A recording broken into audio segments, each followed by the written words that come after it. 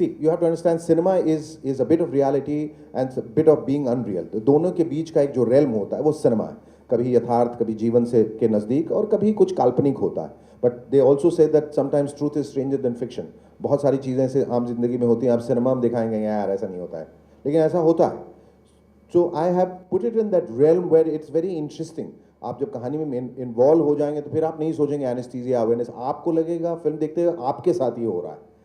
How was my experience? It was a wonderful experience working with my father. Of course, we had a dream to work together a couple of years back, and it has come true with Heartless. And I think for a director who's having his debut, he can choose any film which is easy and make me have six packs and drive good cars and dress well. But with Heartless, that's not the case, and I really appreciate that because it's a very, very, very difficult subject to choose.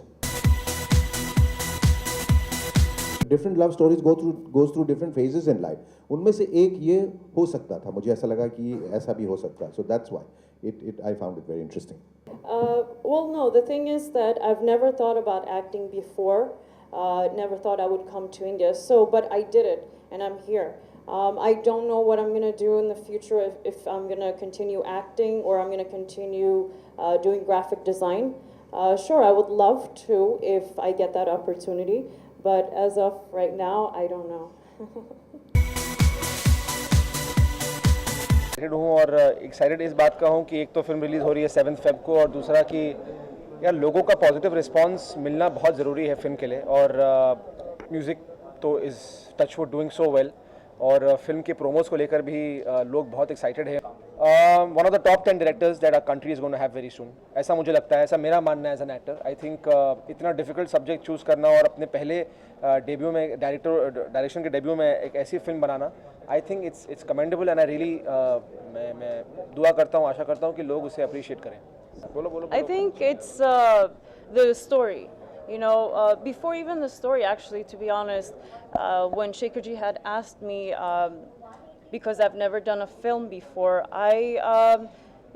knowing Shekharji, I knew who he was, and I had full belief in him, trust that I can do this because he believed in me.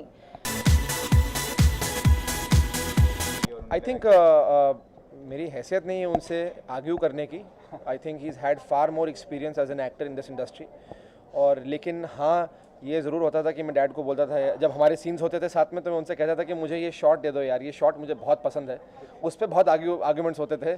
लेकिन जहाँ तक performance का सवाल है और acting का सवाल है, वो तो मैं I can't even think of arguing with my father on that. कुछ एडिशनल नहीं, हमने आपने बिल्कुल सही कहा, नए तरीके का जॉनर शुरू हो रहा है, first romantic medical thriller of India. और जैसे कि डैड ने कहा कि ज़िंदगी में अलग करना बहुत ज़रूरी है, और अगर आप उनका करियर देखें तो उन्होंने बहुत सी चीज़ें अलग की हैं अपनी ज़िंदगी में और नई चीज़ें करने की कोशिश की है. और heartless is not different. And जैसे कि मैंने आपसे कहा कि एक नया जॉनर है, और मैं यही आशा करता हूँ कि लोग भी इसे बड़े तादाद में एक्सेप्ट करें.